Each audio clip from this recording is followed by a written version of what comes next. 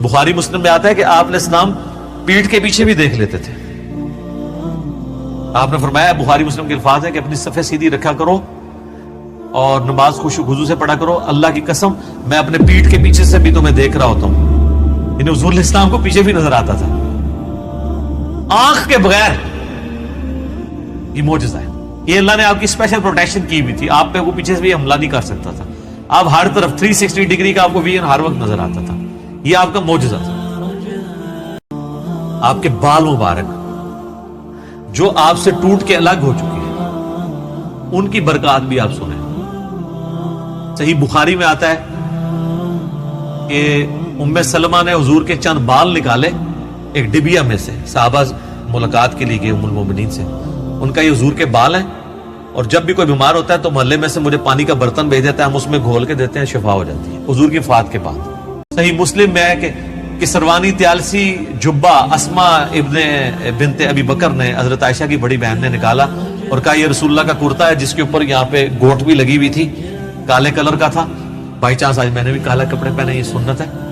تو وہ کہتی ہیں کہ حضرت عائشہ کی وفات کے وقت میں نے اپنی بہن سے یہ کرتا لے لیا اور حضور اسے پہنتے تھے, اور ہم اس کا دھون مریضوں کو شفا کے لیے دیتے ہیں. یہ ساری آپ کی برکات ہے. آپ علیہ السلام ایز اے اسپیشیز انسان ضرور تھے, مرتبے میں اور کوالٹیز میں کوئی انسان ان کے برابر نہیں تھا. صحیح بخاری میں آتا ہے ایک صحابی کی پنڈلی ٹوٹ گئی, نبی علیہ السلام فرمایا ٹانگ سیدھی کر. اپنا ہاتھ پھیرا, وہ کہتے ہیں اللہ کی قسم اس طرح ہوگی کبھی ٹوٹی نہیں تھی. حالانکہ سر پنڈلی ٹوٹ جائے نا, اس کا کیورنگ پیریڈ 6 سے 8 ہفتے ہے اور سالوں اس کی احتیاط چلتی ہے, آپ دوبارہ نہیں وہ باندھ سکتے. اور صحابی کہتے ہیں مجھے یاد بھی نہیں ٹوٹی تھی. معجزہ. بخاری مسلم میں آتا ہے کہ ایک شخص نے جمعے کے خطبے کے دوران کہا یا رسول اللہ مویشی علاقوں کے دعا کریں بارش کے لیے. دعا کی, اسی ٹائم بارش شروع ہوئی, اگلے جمعے تک جاری تھی. اگلے جمعے وہی بندہ کھڑا ہو گیا کہ ہمارے گھر جو ہیں وہ اب پانی ان میں ٹپکنے لگا. آپ بس یہ دعا کریں کہ زمینوں پہ سائڈ پہ ہو, گھروں پہ نہ ہو. تو بخاری مسلم کے الفاظ ہیں, آپ نے یہ انگلی سے بادلوں کو اشارے کیے. سر اب جن صحابہ نے یہ منظر دیکھا ہوا تھا. صحیح بخاری میں آتا ہے ابن مسعود کہتے ہیں ہم حضور کے ساتھ کھانا کھاتے تھے, ہم اس کھانے کے نوالوں میں سے تسبیح کی آواز سنتے تھے. یہ تو برکات آپ کی تھی. جابر بن عبداللہ کہتے ہیں مسلم شریف میں حدیث ہے کہ ایک سفر کے دوران حضور نے مجھے کہا 2 درختوں کو کہ اللہ کے نبی کہہ رہے ہیں مل جاؤ, میں نے رفع حاجت کرنی ہے. وہ جڑوں سمیت اکھڑ کے اکٹھے ہوئے. کہتے ہیں میں نے حضور کو پانی دیا, آپ سنجا کر کے فارغ ہوئے, آپ نے یوں انگلی سے اشارہ کیا, واپس اپنی جگہ پہ چلے گئے. یہ چیز صحابہ کرام کے ایمان کو بڑے اوپر کے لیول پہ لے جاتی تھی. صحیح مسلم میں حدیث ہے نبی علیہ السلام فجر کے بعد سخت سردیوں میں بھی جب نکلتے تو مدینے کے لوگوں نے اپنے غلام باہر کھڑے کیے ہوتے برتن اٹھا کے. آپ علیہ السلام ایک ایک برتن میں اپنا ہاتھ ڈالتے جاتے تھے برکت کے لیے. بخاری مسلم میں کتنی حدیثیں ہیں کہ نبی علیہ السلام وضو کر کے جب فارغ ہوتے تھے تو صحابہ کرام آپ کے وضو کا پانی اپنے چہرے پہ ملتے تھے. وہ ایک تشت میں آپ کو وضو کروایا جاتا تھا نا ایک برتن کے اندر, اس سے, اور جس کو نہیں ملتا تھا وہ دوسرے سے لے کے مال لیتا تھا برکت کے لیے. ظاہر ہے وہ تو برکت ہی ہے. یہ تو چھوڑ دیں, تھوک مبارک کی کیا برکت ہے. بخاری مسلم دونوں میں حضرت علی کو اشوب چشم تھا غزوہ خیبر کے موقع پر.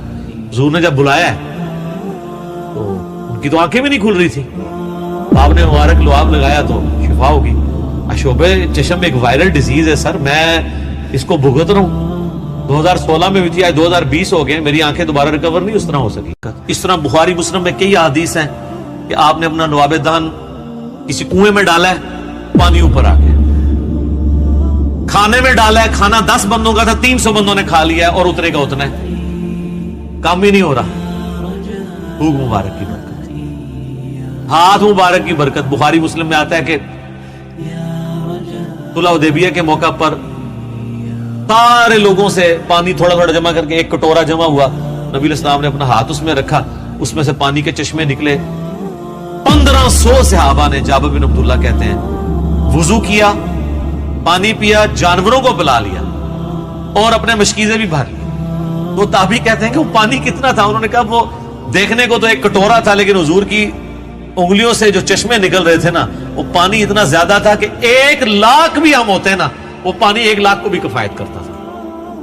تو آپ کے مبارک ہاتھوں کی برکت تھی. تو آپ علیہ السلام کے پسینے سے خوشبو آتی تھی.